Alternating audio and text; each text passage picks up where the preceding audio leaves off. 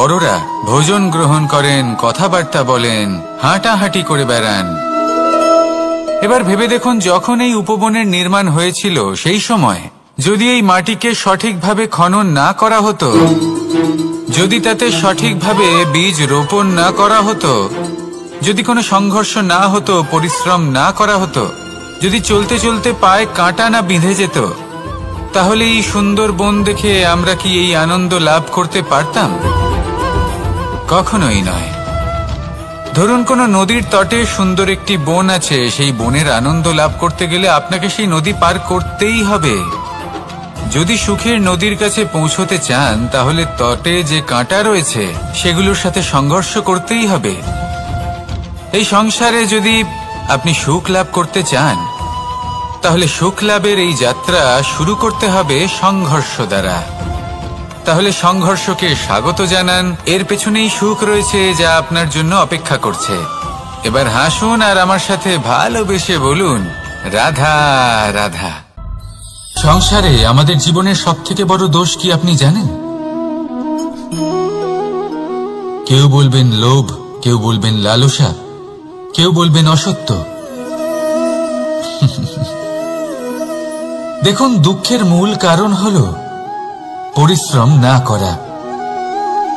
কিছু মানুষ ভাবেন যে আমি জীবনে কোনো পরিশ্রম করব না, অথচ আমি সবকিছু প্রাপ্ত করতে চাই। আর এমন এক কারণের জন্যই দূতের মতো খেলা আমাদের জীবনে প্রবেশ করার সুযোগ পায়। দূত।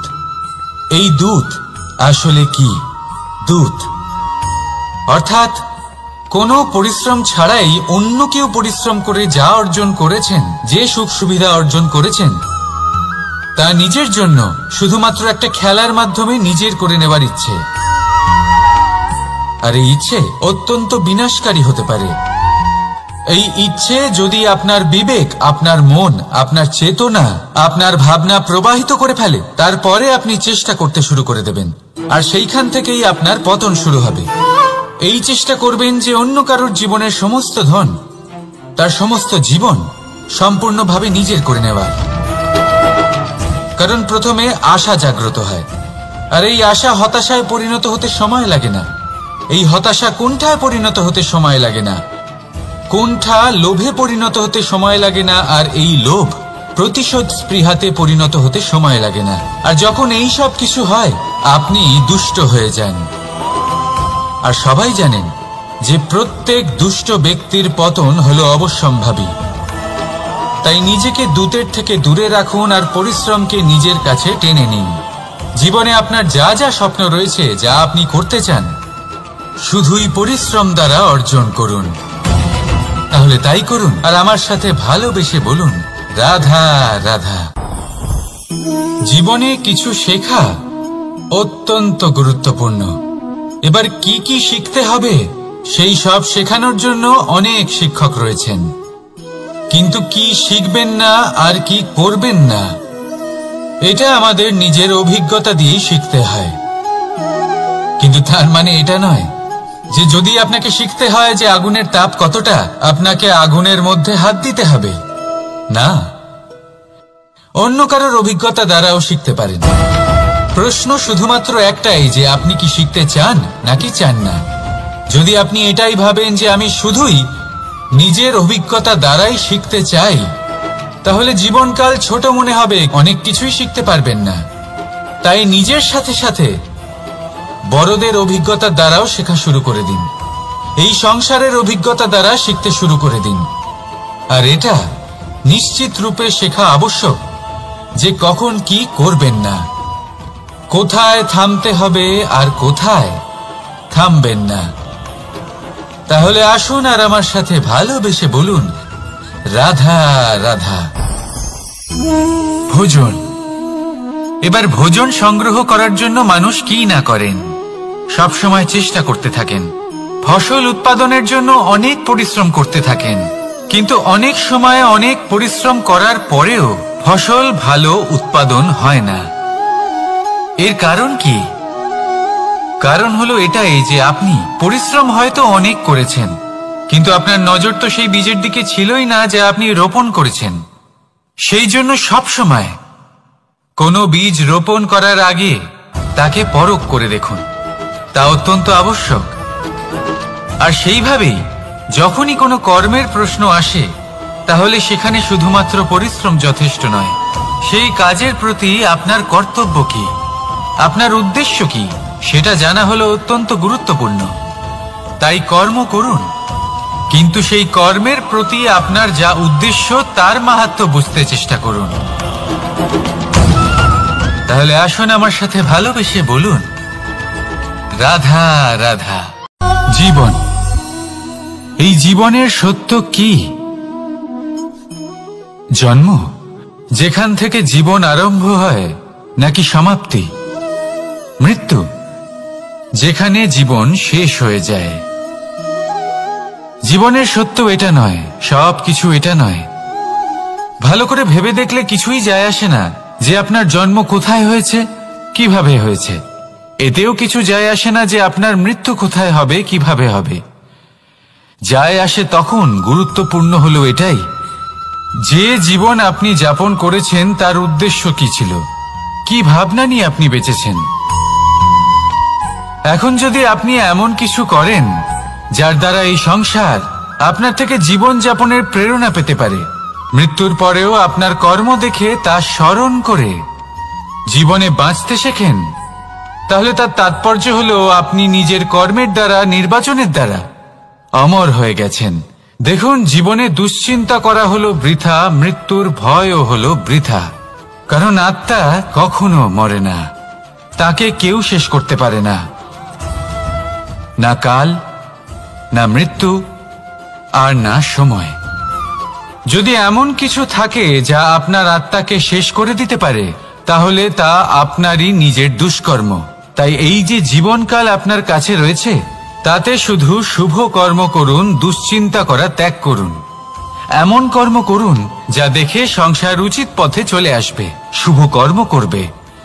যদি আপনার মৃত্যুর পরে সংসার আপনাকে স্মরণ করে শিক্ষা লাভ করে, উচিত পথে চলে, প্রেরিত হয়, তাহলে আপনিও অমর হয়ে যাবেন। আসুন আমার সাথে ভালোবেসে বলুন, রাধা রাধা। কথায় আছে, যা কিছু অন্তর থেকে নিঃসৃত হয় তা অশুভ হয় না। অশুভ হলো সেই বোধ, সেই ইচ্ছে যা অন্তর থেকে নিঃসৃত হলেও কখনোই বিবেকের দ্বারা পরখ করা হয় না। এমনই একটা অনুভূতি হলো ক্রোধ। এই ক্রোধ আপনার বিবেকই হরণ করে নেয়, আপনার করুণা হরণ করে নেয়। আপনি ভাবনা চিন্তা করার যোগ্যতাই হারিয়ে ফেলেন। এবার যদি আপনি সংসারকে নিয়ন্ত্রণ করতে চান, ভবিষ্যতের ওপর নিয়ন্ত্রণ রাখতে চান, বর্তমানের ওপর নিয়ন্ত্রণ রাখতে চান, তাহলে প্রথমে নিজের ক্রোধের ওপর নিয়ন্ত্রণ করা শিখতে হবে। কারণ এই ক্রোধ আপনার বন্ধু নয়, এ আপনার শক্তি নয়, এ হলো আপনার দুর্বলতা। আর এটা শত্রুর শক্তি বাড়িয়ে তোলে, আর শেষ পর্যন্ত ক্ষতি আপনারই হয়। তাই এই ক্রোধকে নিজের নিয়ন্ত্রণে রাখুন। অশুভ মন্তব্য আপনা থেকেই অসফল হয়ে যাবে।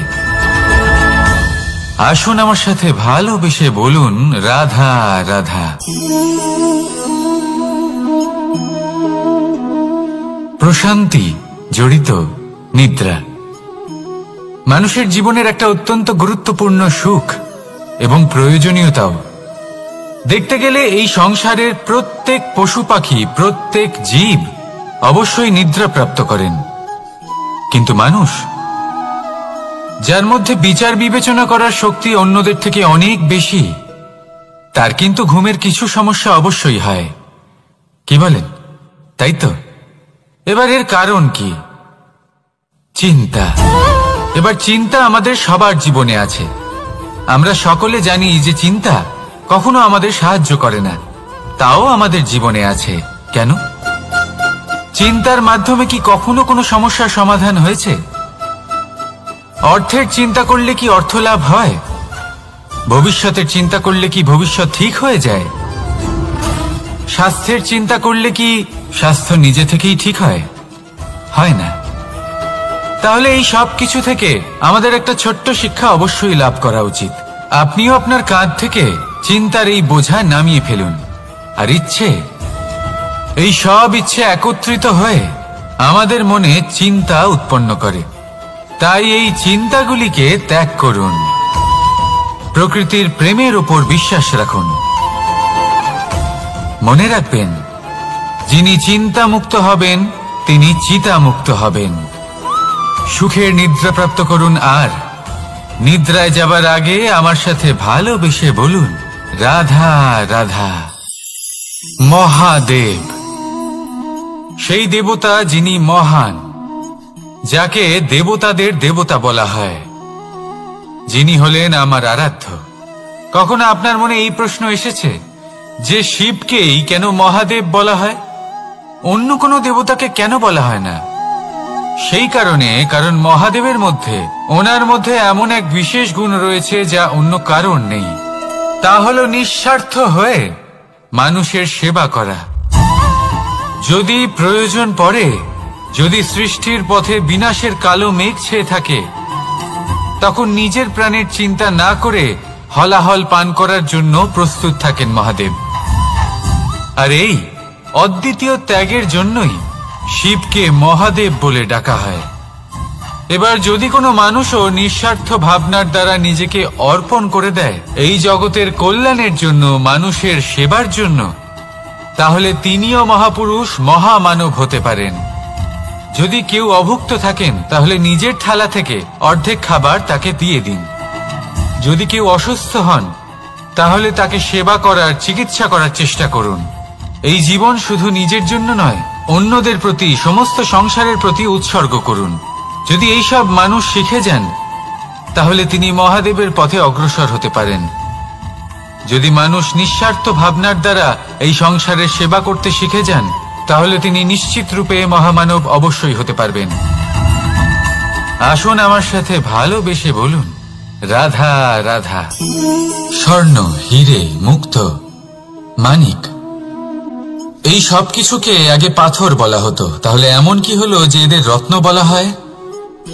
আর রত্ন তা বাস্তবে আসলে কি?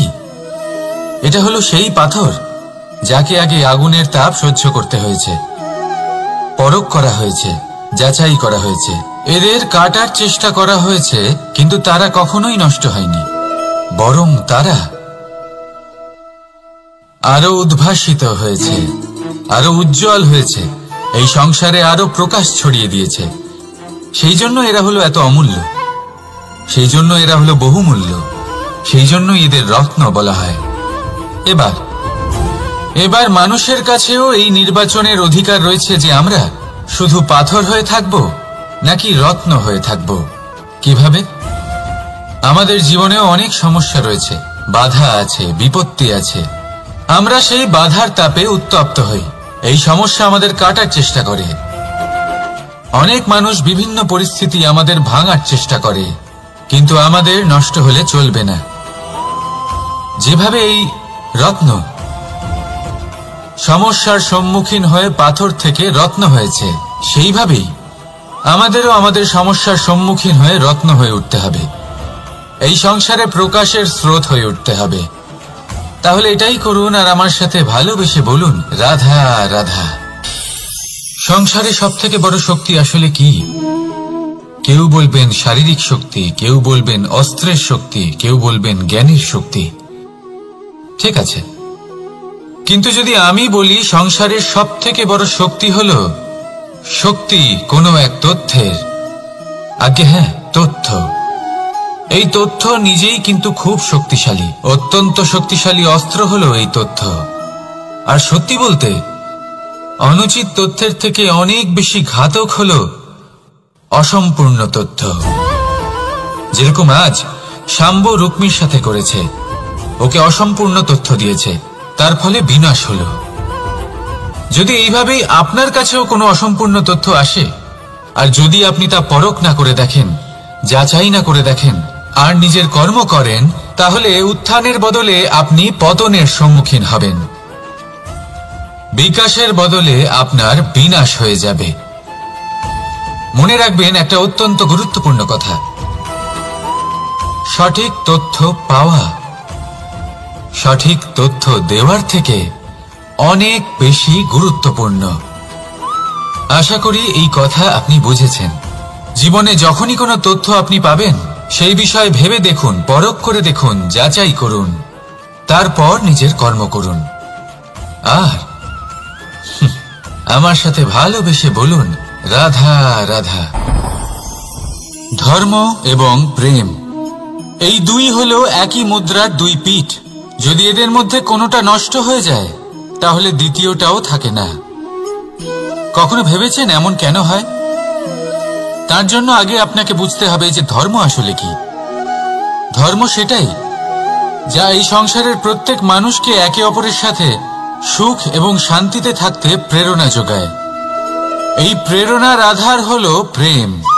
প্রেম সেটাই যা আপনার মধ্যে অন্য কারোর প্রতি করুণাবোধ জাগিয়ে তোলে, সম্মান জাগিয়ে তোলে। এবার যদি প্রেম চলে যায়, তাহলে সবার আগে বিনাশ হবে সম্মান আর করুণাবোধের। এবার যেখানে না প্রেম রয়েছে, না সম্মান রয়েছে, না করুণা রয়েছে, সেখানে ধর্ম কিভাবে বাস করবে?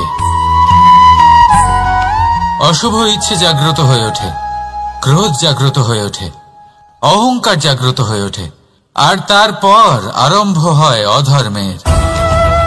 তাই যা যা ভাবনা আপনার অন্তরে প্রবেশ করছে করতে দিন, কিন্তু যাই হোক না কেন, এই প্রেমকে নিজের থেকে দূরে যেতে দেবেন না।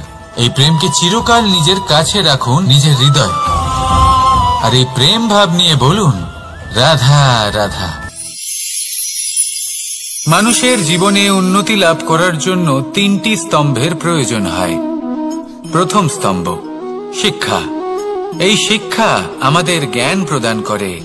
দ্বিতীয় স্তম্ভ ব্যবসা, যার দ্বারা আমরা ধন উপার্জন করি। তৃতীয় স্তম্ভ হলো আমাদের ঈশ্বর, আমাদের ইষ্ট।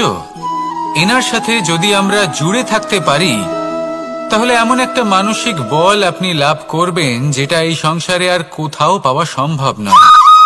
কিন্তু মানুষ অনেক সময়